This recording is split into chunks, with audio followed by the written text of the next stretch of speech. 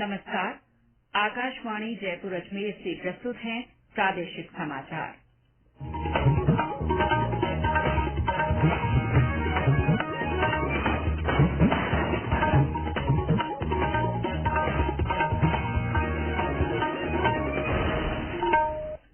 मुख्य समाचार।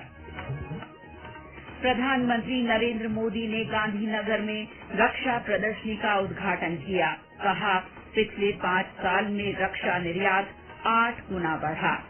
कांग्रेस के वरिष्ठ नेता मल्लिकार्जुन खड़गे पार्टी के नए अध्यक्ष चुने गए। केंद्रीय कृषि मंत्री की अध्यक्षता में पराली के मुद्दे पर मंत्री स्तरीय अंतर मंत्रालयी बैठक हुई। युवा कार्य और खेल मंत्री अनुराग ठाकुर ने नई दिल्ली में स्वच्छ भारत 2022 के तहत स्वच्छता अभियान का शुभारंभ किया। और राज्य सरकार ने कोविड अनुग्रह राशि के लिए आवेदन की समय सीमा में 30 दिन की छूट दी।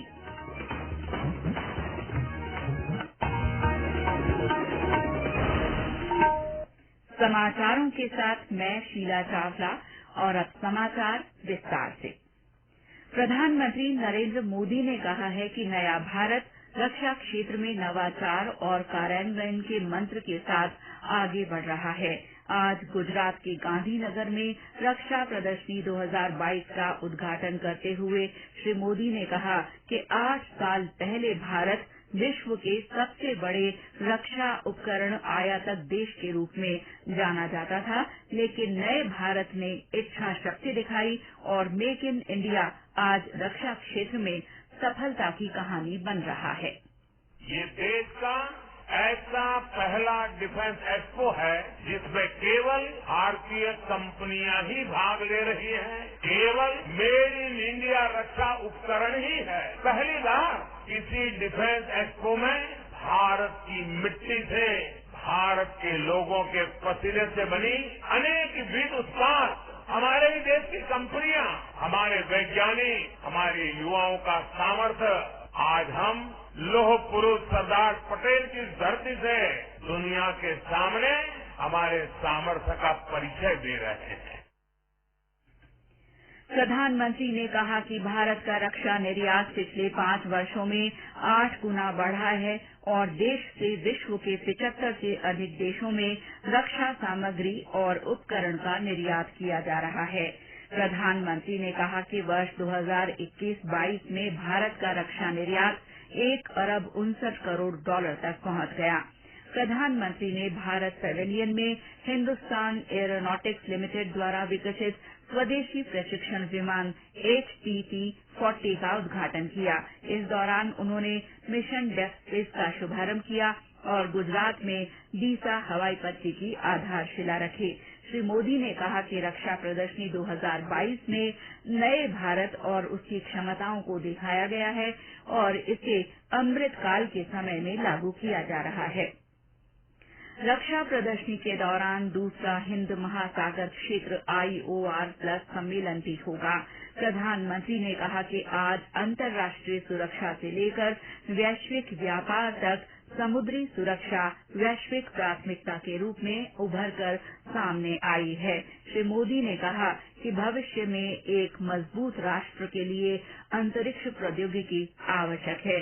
प्रधानमंत्री ने कहा कि अंतरिक्ष प्रौद्योगिकी भारतीय अंतरिक्ष की नई परिभाषा तय कर रही है और नई संभावनाएं तलाश रही है।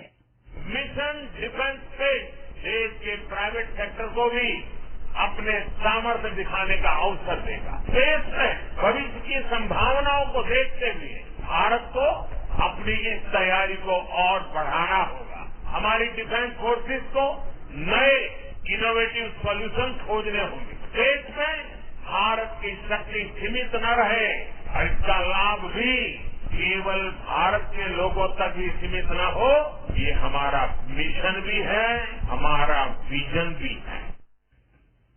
प्रधानमंत्री नरेंद्र मोदी ने कहा है कि 5G प्रौद्योगिकी से देश में नया बदलाव होगा और विशेष रूप से शिक्षा क्षेत्र में क्रांतिकारी बदलाव आएंगे। वे आज गांधीनगर में अडलाज में मिशन स्कूल ऑफ एक्सीलेंस का शुभारंभ करने के बाद जनसभा को संबोधित कर रहे थे। श्री मोदी ने इस मिशन की शुरूआत के लिए गुजरात सरकार को बधाई दी। उन्होंने कहा कि इन विशिष्ट स्कूलों से राज्य के दूर दराज के क्षेत्रों में शिक्षा पहुंचाने में मदद मिलेगी और विद्यार्थियों की सभी जरूरतें पूरी होंगी। श्री मोदी ने कहा कि सरकार देश भर में 14,500 प्रधानमंत्री श्री स्कूल स्थापित करने की योजना बना रही है, जो राष्ट्रीय शिक्षा नीति को लागू करने के लिए आदर्श स्कूल होंगे। कांग्रेस के वरिष्ठ नेता मल्लिकार्जुन खड़गे आज पार्टी के नए अध्यक्ष चुने गए हैं। उन्होंने अपने प्रतिद्वंद्वी नेता शशि थरूर को 6,825 वोटों से हराया। पार्टी की केंद्रीय चुनाव समिति के अध्यक्ष मधुसूदन मिस्त्री ने नई दिल्ली में परिणामों की घोषणा करते हुए कहा कि श्री खड़गे को 7,897 वोट मिले, जबकि शशि थरूर को 1,072 वोट मिले। कांग्रेस के नए अध्यक्ष के चुनाव के लिए 17 अक्टूबर को मतदान हुआ था। श्री खड़गे 24 सालों में पहले कांग्रेस अध्यक्ष होंगे जो नेहरू गांधी परिवार से ताल्लुक नहीं रखते हैं। फसल अवशेष प्रबंधन के मुद्दों पर राज्यों के साथ आज केंद्र की मंत्री स्तरीय अंतर मंत्रालयी बैठक आयोजित हुई। इसकी अध्यक्षता केंद्रीय कृषि और किसान कल्याण मंत्री नरेंद्र सिंह तोमर ने की। केंद्रीय पर्यावरण, वन और जलवायु परिवर्तन मंत्री भूपेंद्र यादव और केंद्रीय मत्स्य पालन, पशुपालन और डेयरी मंत्री परषोत्तम रूपाला ने इसकी सह अध्यक्षता की।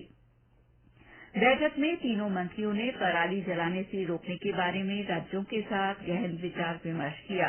श्री तोमर ने कहा कि इस संबंध में प्रभावित जिलों में संबंधित राज्य सरकार द्वारा जिला कलेक्टरों की जवाबदेही तय करने की जरूरत है। वन और पर्यावरण मंत्री श्री यादव ने कहा कि राज्यों को तत्काल प्रभावी उपाय अमल में लाने चाहिए। श्री रूपाला ने पराली जलाने की समस्या के लिए विशेष रूप से पंजाब में सक्रियता पर बल दिया। केंद्रीय कृषि और किसान कल्याण मंत्री नरेंद्र सिंह तोमर ने कृषि क्षेत्र में काम कर रहे स्टार्टअप के सफल नवाचारों और तकनीक के व्यवसायीकरण के लिए 500 करोड़ रुपए का कोष बनाने की घोषणा की है। कल नई दिल्ली में कृषि स्टार्टअप सम्मेलन में कृषि क्षेत्र के स्टार्टअप के लिए कई पहलों की घोषणा करते हुए श्री तोमर ने कहा कि इनकी सहायता के लिए कृषि मंत्रालय के तहत एक नेटवर्क बनाया जाएगा। श्री तोमर ने कहा कि कृषि स्टार्टअप से संबंधित मुद्दों पर निर्णय लेने के लिए कृषि अनुसंधान और शिक्षा विभाग के सचिव तथा कृषि सचिव के अधीन एक कार्यकारी समिति का गठन भी किया जाएगा। स्टार्टअप के लिए मंत्रालय में संयुक्त सचिव की अध्यक्षता में एक अलग विभाग भी बनाया जाएगा। कृषि मंत्री ने कहा कि वर्तमान में देश में 2,000 कृषि स्टार्टअप हैं। सरकार का लक्ष्य 10,000 स्टार्टअप का है। ये समाचार आकाशवाणी जयपुर अजमेर से प्रसारित किए जा रहे हैं। युवा कार्य और खेल मंत्री अनुराग ठाकुर ने आज नई दिल्ली के चांदनी चौक से स्वच्छ भारत 2022 के अंतर्गत विशाल स्वच्छता अभियान का शुभारंभ किया। इसका उद्देश्य युवा कार्य और इससे संबंधित संगठनों द्वारा स्वच्छ भारत 2022 के प्रयासों को एकीकृत करना है और स्वच्छ भारत अभियान में बड़े पैमाने पर जनता की भागीदारी सुनिश्चित करने के लिए गतिविधियों में तेजी लाना है। 1 महीने का राष्ट्रव्यापी स्वच्छ भारत 2022 अभियान उत्तर प्रदेश के प्रयागराज से 1 अक्टूबर को शुरू किया गया था। इस अभियान में महीने भर के दौरान लगभग 1 करोड़ किलो कचरा एकत्र करने का लक्ष्य है। श्री ठाकुर ने बताया कि पिछले 18 दिनों में 84 लाख किलो कचरा एकत्र किया गया है। राज्य सरकार ने कोविड संक्रमण के कारण मृत व्यक्तियों के परिजनों को एक मुश्त अनुग्रह राशि के आवेदन करने के लिए समय सीमा में 30 दिन की छूट दी है। इसके तहत मृतकों के परिजनों को एक मुश्त 50,000 रूपये की अनुग्रह राशि दी जाएगी। सामाजिक न्याय और अधिकारिता विभाग तथा स्वास्थ्य विभाग की ओर से जारी सूचना के अनुसार ये रियायत 15 अक्टूबर से अगले 30 दिन के लिए होगी। स्वास्थ्य विभाग के अधिकारियों ने बताया कि जिन लोगों के परिजनों की कोविड संक्रमण के कारण मृत्यु हुई है, वे इसके लिए ऑनलाइन आवेदन कर सकते हैं। ऐसे लोग जिनकी कोविड पॉजिटिव पाए जाने के 30 दिन के भीतर मृत्यु हो गई हो, उनके परिजन भी इसके लिए आवेदन कर सकते हैं। कोविड संक्रमित होने के 30 दिन के अंदर आत्महत्या करने वाले मृतकों के परिजनों को भी ये अनुग्रह राशि दी जाएगी। पूर्व केंद्रीय राज्य मंत्री और पाली सांसद पीपी चौधरी ने आज नई दिल्ली में रेल मंत्री अश्विनी वैष्णव से मुलाकात की। उन्होंने कोरोना काल के बाद बंद हुई ट्रेनों को फिर शुरू करने की मांग की। प्रदेश में फलों के प्रसंस्करण, वैल्यू एडिशन और उनकी मार्केटिंग के माध्यम से राजीविका से जुड़ी महिलाओं की आय बढ़ाने की पहल की गई है। इस संबंध में राजस्थान ग्रामीण आजीविका विकास परिषद राजीविका की राज्य मिशन निदेशक मंजू राजपाल और Jowaki agro food India private limited के बीच आज एक करार पर हस्ताक्षर किए गए। श्रीमती राजपाल ने बताया कि कंपनी महिला स्वयं सहायता समूह, उत्पादक समूह और महिला किसान उत्पादक संगठनों से जुड़ी महिलाओं की आय बढ़ाने के लिए राज्य में ही पैदा होने वाले सीताफल, जामुन और आंवला जैसे फलों के प्रसंस्करण, उत्पाद के वैल्यू एडिशन और मार्केटिंग के लिए सहयोग करेगी।